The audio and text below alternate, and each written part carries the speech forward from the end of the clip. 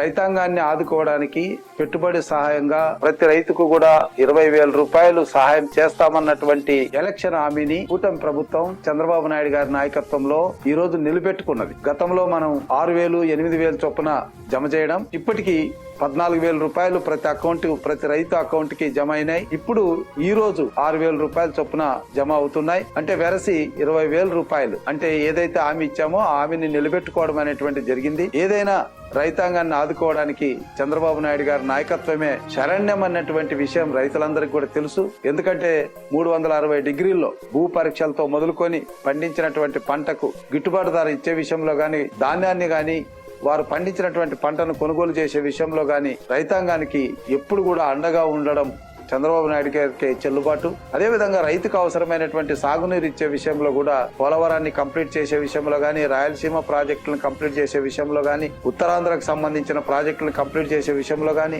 మరి ముఖ్యంగా పత్తిపాడు నియోజకవర్గానికి సంబంధించి ఎప్పటి నుంచో మనం ఎదురు చూస్తున్నటువంటి గుంటూరు ఛానల్ ని మనం తొందరలో కంప్లీట్ చేసుకోవడం గాని, ఇవన్నీ కూడా మనం చూస్తున్నాం. కాబట్టి ఈ ప్రభుత్వంలోనే చంద్రబాబు నాయుడు గారి నాయకత్వంలోనే రైతాంగానికి అండగా ఉంటుంది అన్నటువంటి విశ్వాసం ఈ రోజు రైతులందరిలో ఉంది. ప్రతి చోట కూడా రైతులు హర్షం వ్యక్తపరుస్తున్నారు. ఈ రోజు జరిగే కార్యక్రమాన్ని ఒక పండుగలాగా జరుపుకుంటున్నందుకు రైతులందరికీ కూడా శుభాశీస్సులు, మరి వారి అందరికీ కూడా నమస్కారాలు తెలియజేస్తూ మీ శాసనసభ్యుడు ఊర్ల రామాంజనేయులు.